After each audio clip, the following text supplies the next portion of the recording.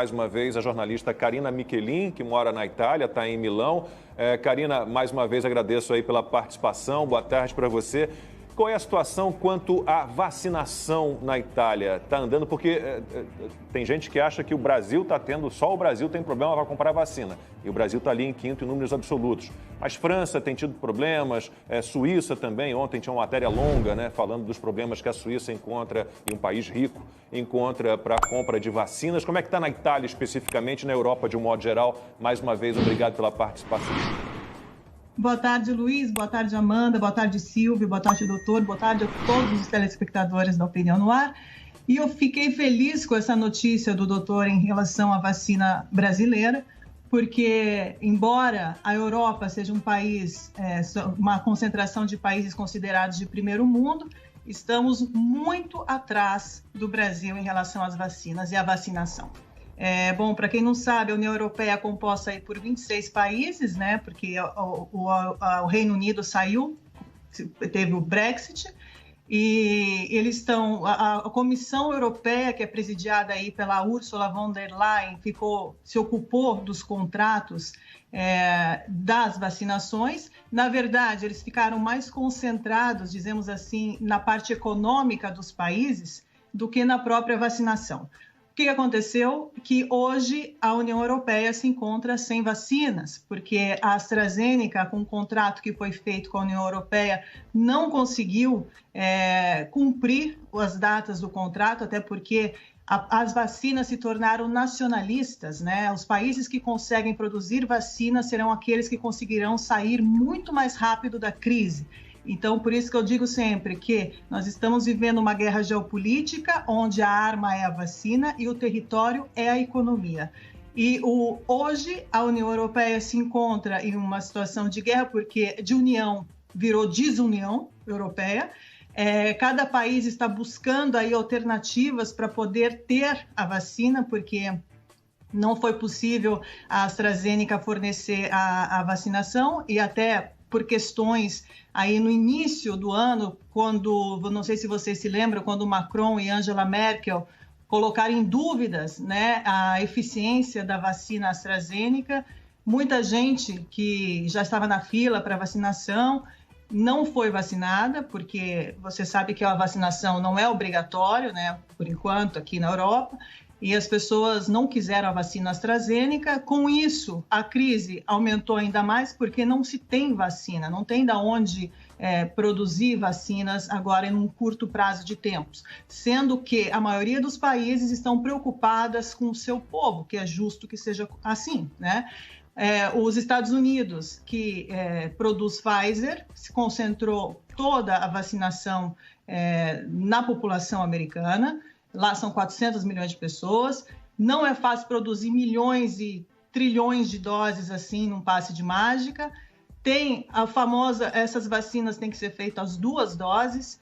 Então, os países concentraram as doses para si, não deixando que exportassem essas vacinações, essas vacinas, e isso causou um enorme, como eu posso dizer, um processo assim de atraso e de imunização da população europeia. E nós estamos hoje em um momento muito dramático em relação à vacinação. E tanto é que entre ontem e hoje, está acontecendo o encontro da União Europeia, onde Biden entrou, né, na famosa União Europeia, com acordos aí que ele está interessado, estão interessados em discutir o passaporte verde. A União Europeia se preocupou em discutir o passaporte verde, que é o passaporte da vacinação, e esqueceu do objetivo principal, que é a vacina. Agora, Karina, como é que está a situação aí na Itália, em particular? Eu li que vai haver um novo lockdown, tem algumas regiões consideradas de zona vermelha, com maiores restrições para essa Páscoa, mas também tem esperança aí com o novo primeiro-ministro, o Mário Draghi, que é ex-presidente do Banco Central Europeu, é visto como uma pessoa bastante competente. Sim, o Mário Draghi é um político, uma peça-chave hoje, principalmente para o governo italiano. É uma pessoa muito capaz, muito preparada, uma pessoa que fez a gestão aí dos bancos centrais, enfim, muito preparado no termo econômico e de logísticas, né? Aqui tem muitos conflitos em relação às divisões de áreas, né? Tem a zona vermelha, a zona amarela, a zona verde. A Itália hoje está praticamente quase toda entre a zona vermelha e a zona laranja, né? Hoje mesmo, agora, acaba de ser decidido que as escolas vão ser reabertas a partir da materna até a 5ª série aí no Brasil, né? Se eu não me engano. Então, isso acaba de ser decidido. Eu estava acompanhando agora uma coletiva de imprensa ao vivo aqui, que o Mário Draghi estava, de fato, dizendo quais são os novos planos aí para o governo e para as aberturas. A escola é uma grande ferramenta que é importantíssima, porque é muito difícil. Nesses últimos dias, nós tivemos protestos importantíssimos de massa em relação a mães que estão protestando e crianças que estão protestando para voltar às escolas. Enfim, uma onda de protesto, vários protestos estão acontecendo paralelamente, né, em várias áreas de trabalhadores, de restaurantes, de pessoas aí de livres trabalhadores, de escolas. Muitos movimentos estão acontecendo. Infelizmente, não vemos todos eles na mídia, porque a maioria deles são ocultados, mas os movimentos acontecem e a pressão popular aqui na Europa e aqui na Itália está se tornando cada vez maior, e eles estão indo por um outro lado, eles estão indo pelo lado legal, ou seja, eles estão buscando juízes e advogados para tentar resolver. Mas isso, não uma pessoa, mas movimentações de centenas de pessoas e de processos que estão começando já a rodar, principalmente sobre o lockdown, sobre vacinação e sobre tratamento precoce. Karina, vamos seguir então nessa questão do lockdown, até porque o vírus chinês desembarcou primeiro na Itália em relação, por exemplo, aos países aqui da América, e a população italiana é uma população mais idosa, mais suscetível, e que foi atingida em cheio por tudo isso.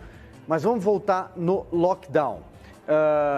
Economicamente, o que é possível afirmar já hoje em dia, você que está acompanhando no dia a dia em relação ao desemprego? Eu acho que o PIB da Itália caiu entre 9% e 10%, salvo engano. Caiu muito, Silvia. A situação que nós vivemos hoje aqui na Itália, principalmente em relação ao desemprego, é realmente dramático, né? Porque os italianos, eles são um povo que eles são ricos assim já de família, ou seja, eles têm dinheiro, têm economias. É muito diferente em relação ao povo brasileiro, que a gente tem que, a maioria, 90% da população tem que sair de manhã para trabalhar e poder comprar o almoço, né? Aqui, a maioria das pessoas, uma grande parte dessas pessoas tem a vantagem de ter economias, de ter dinheiro de família, ter dinheiro de pais, ter dinheiro, enfim. E eles conseguem viver com essas economias por algum tempo.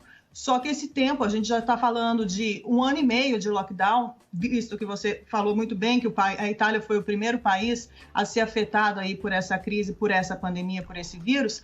E por ser o primeiro país, a gente está sendo praticamente o último a tentar resolver, porque até agora nada foi resolvido em relação até mesmo aos lockdowns, que continuam sendo... A gente está em lockdown desde o ano passado, né? Não um lockdown rigorosíssimos. A gente tem um fator abrir e fecha, né? Abre e fecha, abre e fecha. Então, é essa inconstância, né, de aberturas que deixam as pessoas realmente muito preocupadas, até no setor, no sentido psicológico, né? Que as pessoas não sabem, elas não têm nenhuma garantia do que vai ser amanhã. E as economias acabaram. E aí começam o quê? Começam suicídios, que aumentou exponencialmente aqui. A cada semana se matam banqueiros, pessoas realmente que estão sem entender o que está acontecendo.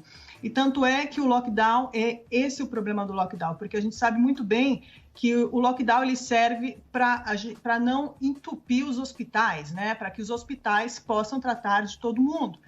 Enfim, e eles tiveram tempo para preparar esses hospitais. Aqui também aconteceu a mesma coisa, porque fizeram um hospital de campanha aqui em Milão, com dinheiro privado de privados, de doações. Esse hospital não foi nem usado, foi desmontado e ninguém sabe mais o que fim fez o hospital e aonde está o dinheiro. E tanto é que tem Chiara Ferragni, que é essa blogger famosíssima, junto com o marido dela, que é o Félix, que é um cantor rapper, Eles foram os garotos propagandas, dizemos assim, desse hospital da Feira de Milão. E eles foram os primeiros a querer saber onde é que está esse dinheiro, porque foram eles que arrecadaram o maior número, né, de milhões desse hospital. E até hoje não se tem resposta. Karina, aqueles 15 dias para achatar a curva, eles completaram um ano agora, né? Foi um negócio de louco. Daqui a pouquinho eu quero saber de você sobre tratamento precoce aí na Europa. Agora eu quero puxar de volta o Dr. Paulo Zanotto, que ele, né, deu aí o gancho para a gente falar de tratamento precoce. Doutor Paulo, não sei se o senhor pode se aprofundar nisso, mas eu tenho conversado não só com o senhor, mas com muitos cientistas e médicos e profissionais envolvidos com isso tudo, e tenho visto muitos deles assustados e recebendo ameaças. Eu nunca vi uma guerra contra um tratamento como tenho visto agora, né? Por que isso, doutor Paulo?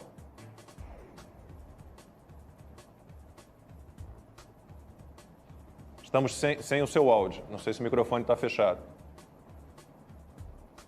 Desculpa.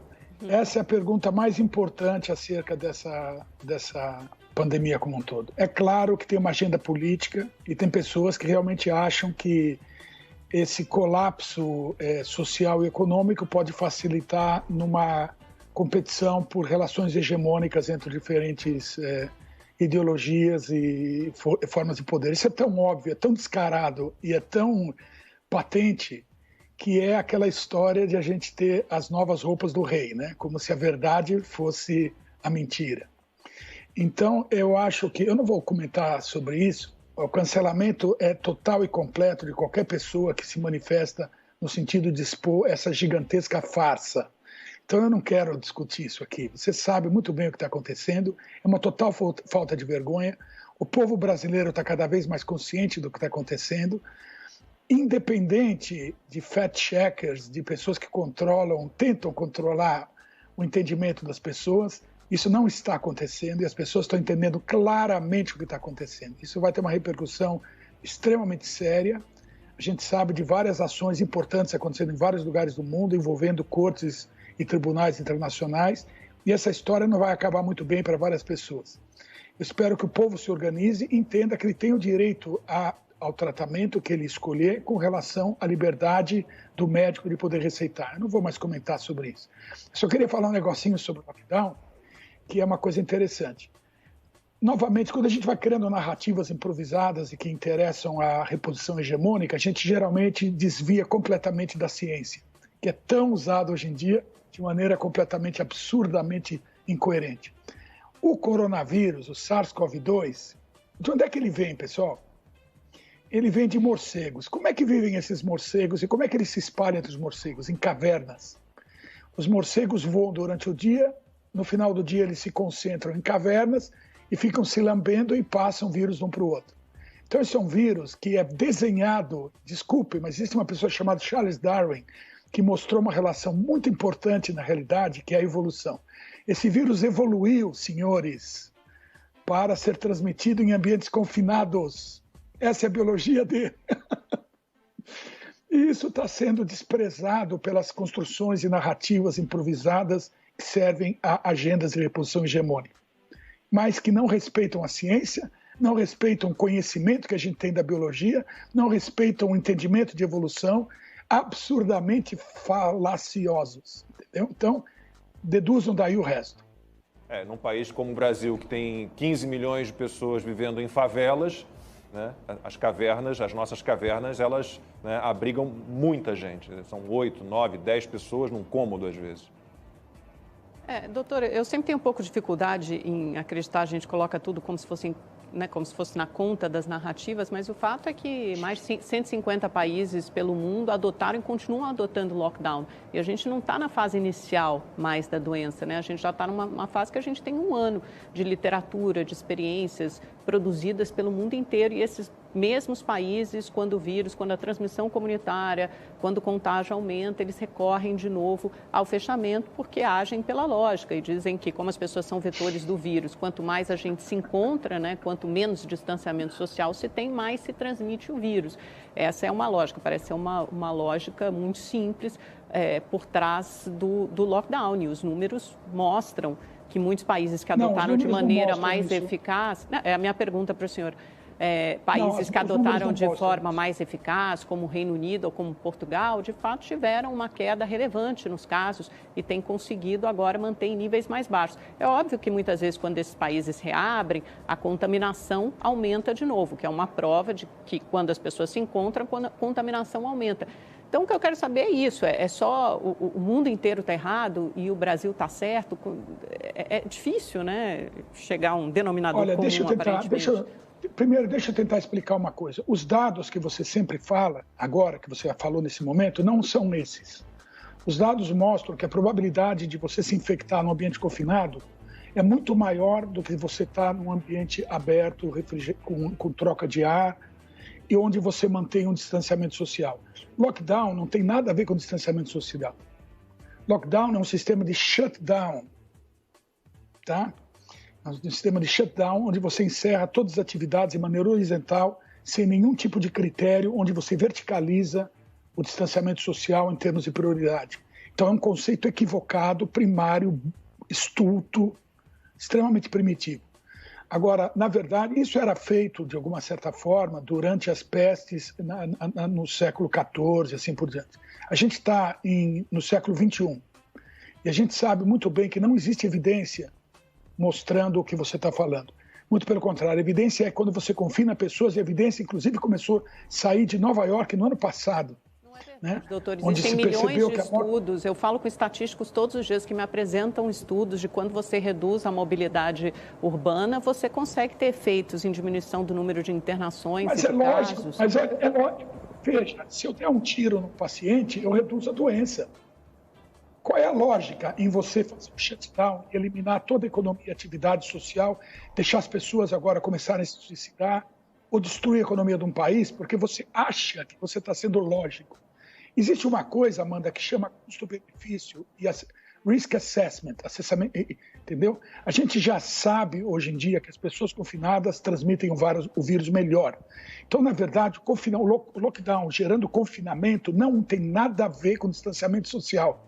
São conceitos completamente diferentes e não adianta tentar esconder um dentro do outro. Eles não cabem. Eles são conceitualmente duas soluções que têm predicados substantivos completamente diferentes. Então, a estratégia de distanciamento social verticalizado e inteligente, sim, isso reduz a transmissão do vírus. Simplesmente jogar todo mundo para dentro de casa e fechar todas as lojas e fazer tudo, isso não ajuda, isso facilita a transmissão viral. Isso já está bem estabelecido.